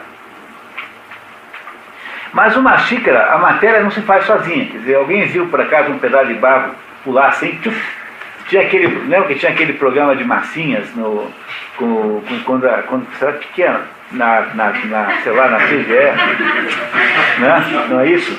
Tá? Na CGE, que era um programa em que tinha lá umas massinhas que se modificavam. Pois é, isso não acontece na prática, né? Na prática, para que a argila tenha virado uma xícara, é preciso que um modelador, um escultor, enfim, um artesão, vá lá e modele, né? Então tem uma causa chamada eficiente. A causa eficiente é o motor. Para Aristóteles chama-se motor. O que é que move? Tá? Então quem faz? Por exemplo, o artista, o modelador, enfim, como queiram chamar, o escultor. Mas o escultor, quando transforma a argila em xícara, ele não faz isso sem ter uma boa razão. Ele quer que aquele objeto torne-se alguma coisa. E essa causa é causa final, que se chama, que é telos, né? Final é telos. Para que é que ele faz isso? Para beber chá de gengibre, ou para beber chá de mate, enfim, o que for. Todas as coisas que existem foram produzidas porque 4 causas assim concorreram para que aquilo existisse. Portanto, as causas aristotélicas são as coisas que devem existir para que algum objeto possa existir, alguma coisa possa existir. Também podemos fazer o mesmo raciocínio para nós. A nossa causa eficiente é os nossos pais, a nossa forma é esse jeitão que nós temos aqui, cada um tem, não é? Cada um com o seu jeito. A nossa causa material são esse conjunto né? É isso, né? Esse conjunto de sei lá o quê, de carbonos, de átomos de carbono, enfim, o que for. E fomos feitos para perpetuarmos a família. Se você quiser olhar para causas cada vez mais profundas, você vai acabar perguntando assim, né? Por que é que Deus inventou o mundo? Daí você vai entendendo o que é metafísica. Então, a metafísica é o estudo das causas mais remotas, que são justamente as causas primeiras. Por isso que Aristóteles chamou esse estudo de causas primeiras, e não de metafísica. Metafísica é uma expressão muito posterior. Vocês estão entendendo o que ele está fazendo? Tá? É uma coisa espantosa, porque ele vai nos levando pela mão assim, para entender as coisas na sua obviedade central. Então não há em Aristóteles, às vezes está errado, porque é óbvio que o primeiro automóvel é sempre o pior, né? Mas ele nos ajuda a trabalharmos com o óbvio das coisas. É por isso que não tem ninguém para consertar a cabeça das pessoas como Aristóteles. E essas são as 4 causas de que ele tratará durante toda a obra. Essas 4 causas estão na física. Tá? Estão estudadas na física e são estudadas aqui. São os 2 lugares em Aristóteles onde essas 4 causas são tratadas aqui. Continuamos? Tá. Não se trata de uma ciência produtiva, fica claro, com base no exame dos primeiros filósofos. É por força de seu maravilhamento que os seres humanos começam agora a filosofar e originalmente começaram a filosofar, maravilhando-se primeiramente com perplexidades óbvias e em seguida por um progresso gradual, levantando questões também acerca das grandes matérias, por exemplo, a respeito das mutações da luz do Sol, a respeito dos astros e a respeito da origem do universo. Ora, aquele que se maravilha e está perplexo sente que é ignorante, enquanto que, em certo sentido, o amante dos mitos é um amante da sabedoria, uma vez que os mitos são compostos de maravilhas. A amante da sabedoria é filósofo, né? Traduzindo certo, né? Filósofo. Amante da sabedoria é filosóficos. Não é isso? Tá? Filósofo, né? Filos é amigo. Por isso que Filipe tem que escrever com I. Filipe é filos hipos, amigo dos cavalos. Né? O nome Filipe, em grego, é o sujeito que é amigo de cavalos. Filipe, portanto, rigorosamente, escreve-se com I sempre, e não com E. Né? Mas, é claro, que isso é uma questão de gosto, mas apenas para mostrar que é a mesma origem aqui de Fili, né? Filipos, né? Filósofos, né? Filósofo, amigo da sabedoria. Essa história aqui de coisas maravilhadas, aqui, isso não parece Aristóteles. Eu fui olhar nos outros 2, ninguém fala assim, viu? Tá? Então, os outros 2 falam em admiração. Sobretudo o Ross, né? Astonishment, quer dizer, não é exatamente maravilhação. Porque maravilhar tem um certo, dá uma impressão de ser uma coisa assim, tipo, olhar um pôr do sol, alguma coisa assim que nos emocione, mas é muito mais admiração. Quer dizer, Aristóteles dizia que todo conhecimento vem do espanto. É muito mais sentido de espanto do que de maravilhamento. Parece uma tradução aqui um pouco, né, assim, digamos, sei lá, um pouco hiperbólica, assim, essa de maravilhação. Né? Quer dizer, aqui Aristóteles está defendendo o que é que gera a filosofia. É o fato que você se admira com o fato de que há coisas e coisas inexplicáveis nesse mundo. É isso que ele vai querer dizer. Quer dizer, olha aqui, os dois falam em wonder, mas o wonder não é no sentido de maravilhar-se, mas é de indagar-se, tá? Que parece ser a melhor tradução do que maravilhar-se, parece um pouco exagerado isso. Portanto, se for para escapar à ignorância e se estudou filosofia, é evidente que se buscou a ciência por amor ao conhecimento e não visando qualquer utilidade prática. Pronto, tá? Genial, né? Ele só vai estudar filosofia quem está querendo escapar da ignorância. Agora, se serve uma coisa na vida, é completamente secundário. Por isso que filosofia é uma atividade só se deveria aderir quem quer. Quer dizer, toda e qualquer tentativa de instrumentalizar isso é sempre um engano. Tá? Então, a filosofia é a mais livre de todas as atividades humanas, deveria ser. Deveria estar desvinculada de qualquer coisa prática. Talvez nem diploma de filosofia não se devia dar, até para evitar o ridículo de botar num pedaço de papel que o sujeito é filósofo. Entendeu? Porque na prática é o que acontece aí, né? Mas o que é a faculdade de filosofia hoje em dia? São todas madraças do PT. Né? Isso é uma faculdade de filosofia. A madraça do PT dando aula para formar petista. E todos eles saem carimbados como filósofos, que é um ridículo atroz, né? Não pode ter coisa mais ridícula que isso. Quer dizer, talvez devia ter a regra que filosofia não se dá diploma.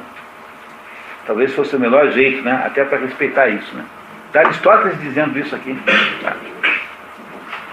O curso factual dos acontecimentos testemunha isso, pois a especulação desse tipo principiou visando a recreação e o passatempo numa época na qual praticamente todas as necessidades da vida já eram atendidas. Fica claro, então, que não é por uma vantagem externa que buscamos esse conhecimento, tal como classificamos o indivíduo humano como independente, pelo fato de existir por si mesmo, e não graças a uma outra pessoa, classificamos essa como uma única ciência independente, uma vez que somente ela existe por si mesma. Quer dizer, o independente é aquele que não depende dos outros, né? Isso que está dizendo. Os outros dois tradutores falam em livre, não em independente, que parece ser também a melhor tradução. Quer dizer, a única conhecimento humano que é completamente livre é o conhecimento filosófico. É por isso que ele era objeto da educação liberal, é uma profissão superior liberal, tanto quanto medicina era, do ponto de vista medieval. Porque você não tem que dar satisfações para nenhuma guilda, nenhum grupo de filósofos, nenhum sindicato de filósofos, ninguém policia você. Porque o filósofo é essencialmente livre, e essa devia ter sido sempre a sua tônica. Quer dizer, por que ele é livre? Porque ele está lidando com os princípios que são os primeiros, que em si não têm nenhuma utilidade. Compreenderam isso? Os princípios, hoje eu estou convencido de muito mais do que isso. Eu tenho certeza hoje que a primeira condição para que possa existir alguma educação em qualquer área é a absoluta voluntariedade de quem está indo estudar, sem nenhuma promessa de título. Se essa condição existir, então haverá educação. Fora disso, não é possível ter educação, porque vira só uma espécie de corrida de camundongos em torno de papelado. Então, essa liberdade é a condição para que haja conhecimento, a condição única. Muito bem, continuamos. Por esse motivo, poder-se-ia com justiça supor que sua aquisição está além da capacidade humana, visto que, em muitos aspectos, a natureza humana é escrava, caso em que, como disse Simônides, somente a divindade pode ter esse privilégio, devendo o homem apenas buscar o conhecimento que está ao seu alcance. Então, como isso é assim, pode-se supor que ele não seja um conhecimento acessível para a humanidade. É isso que ele está dizendo aqui. No entanto, não é verdade, tá? Ele fez apenas uma contradição retórica, né? Agora ele vai explicar melhor. De fato, se os poetas estiverem certos de a divindade por naturalmente ciumenta, é provável que nesse caso ela seja particularmente ciumenta, e todos os que se destacam no conhecimento infelizes. Mas a divindade pode ver isso como híbris. E híbris, que escreve com psilone ou com u tremado, como em alemão, é o maior de todos os pecados que um grego poderia cometer, que um homem pode cometer, que é o pecado da soberba e da vaidade humana. Esse é o pecado central que Édipo comete. Édipo é o sujeito que chama-se Édipo porque ele caminha com o pé inchado, com o erro inchado. Édipo significa pé inchado. Então, o Édipo é um sujeito cheio de híbris. E esse é o mal que o faz cumprir a profecia, a profecia do oráculo. Então, para o grego, o pior defeito humano é aquilo que um cristão chamaria de soberba. E para um grego que não tem essa noção de soberba, tem a noção de híbris. Híbris é a vaidade absoluta, é achar-se... O que é híbris? É o sujeito imaginar-se mais poderoso que os limites humanos. E é isso que ele está dizendo aqui. Será que ser capaz de obter esse conhecimento é de alguma maneira um tipo de híbris? Eu queria dizer para vocês que isso é muito importante, viu? Olha, toda vez que eu dou aula sobre, por exemplo, eu tenho um grupo de René Guénon em Paranavaí, já fizemos aqui com alguns de vocês o René Guénon, a primeira coisa que eu digo que não é para a gente ficar achando que ao saber o significado simbólico de algumas coisas, isso nos dá algum potencial maior do que a nossa humanidade nos dá. Quer dizer, é preciso não cair no gnosticismo, naquela excessiva autoconfiança no seu poder de descobrir o mundo. E esse é o maior de todos os problemas do intelectual. Como é que você consegue descobrir coisas sobre os primeiros princípios e ao mesmo tempo não se achar um sujeito autodivinizado? A maioria dos intelectuais falha nisso, viu? Tendem a perigoso. Esse negócio é perigosíssimo. E está aqui Aristóteles dizendo isso para nós há 2.350 anos, que é para cuidar. Será que nós não estamos desenvolvendo aqui uma espécie de híbris? Então vamos ver o que ele nos dirá. Mas é impossível que a divindade seja ciumenta. Na realidade, como diz o provérbio, os poetas proferem muitas mentiras. Nem tampouco devemos supor que qualquer outra forma de conhecimento seja mais preciosa do que essa, pois o que é o mais divino é o mais precioso. Ora, só existem duas maneiras nas quais a ciência pode ser divina. Uma ciência divina, se for caracteristicamente posse da divindade, ou se disser respeito ao assunto divino. A gente fica com a segunda, porque a primeira de fato é inacessível. Deus sabe coisas que os seres humanos jamais saberão. Somente essa ciência preenche essas duas condições, pois todos creem que a divindade seja uma das causas e um tipo de princípio. Qual é a causa que é a divindade? É a causa eficiente, né? Eficiente, tá? Lembra? Formal, não é isso? Tá? Material, eficiente e final. Nós temos que decorar isso, viu, pessoal? Vocês vão aos poucos decorando, nunca mais esquece na vida. Então, as causas aristotélicas são a formal, o que é, a material do que é feito, eficiente quem fez e final para que fez. Tudo que você possa imaginar está delimitado por essas quatro causas. Então ele está dizendo aqui que a divindade é o quê? Que tipo de causa é? É uma causa eficiente. E a divindade é aquela que produziu aquilo que existe. Todos creem que a divindade seja uma das causas do tipo de princípio e é que a divindade é quem possui exclusiva ou principalmente esse tipo de conhecimento. É a primeira vez na história nesse livro aqui que aparece uma menção à natureza teológica do conhecimento. Tá? O primeiro momento da história desse livro aqui, em que o autor está dizendo que há a possibilidade da causa eficiente maior de todas ser Deus. Veja, Aristóteles não fez uma teologia propriamente dita. É aquela história, né? Se você for contar quantas vezes aparece a palavra Deus na obra, são pouquíssimas. No entanto, todo o tempo ele está criando conclusões que só se resolvem se você colocar Deus na jogada. Porque para transformar Platão em cristão, demora 15 segundos. Mas Aristóteles não, porque Aristóteles está lidando com a natureza concreta, mas esse é um caso tipicamente em que ele está dizendo, olha, no final das contas, a causa eficiente maior de todas é Deus. Deus é que quis fazer. Embora ele não entre muito no mérito que seja Deus. Ele, no entanto, tem um conjunto de suposições que juntas todas dão Deus.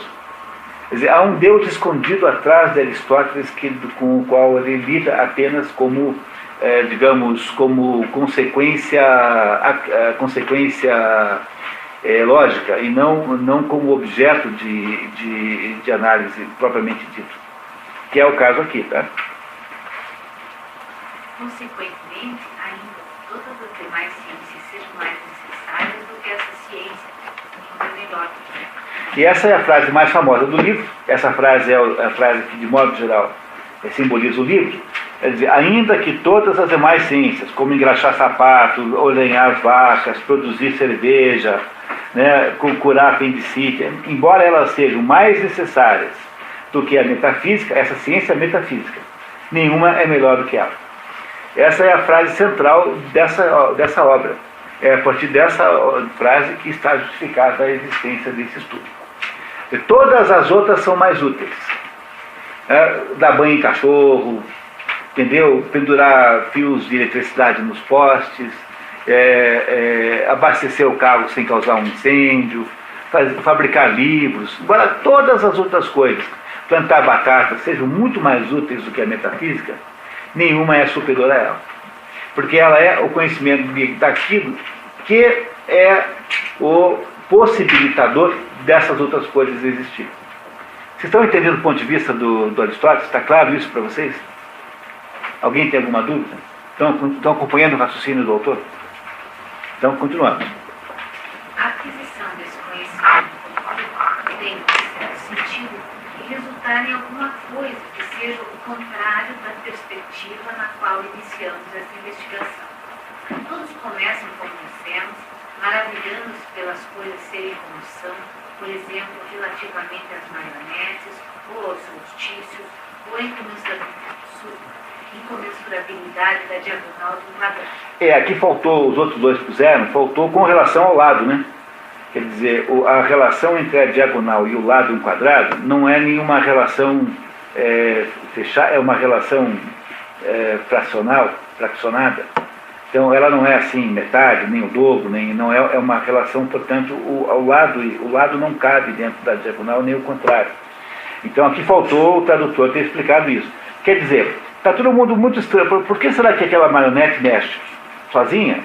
Então, em princípio, uma criança pode não entender que tem alguém lá atrás mexendo naquilo. Né? Ou os solstícios, por que os solstícios acontecem?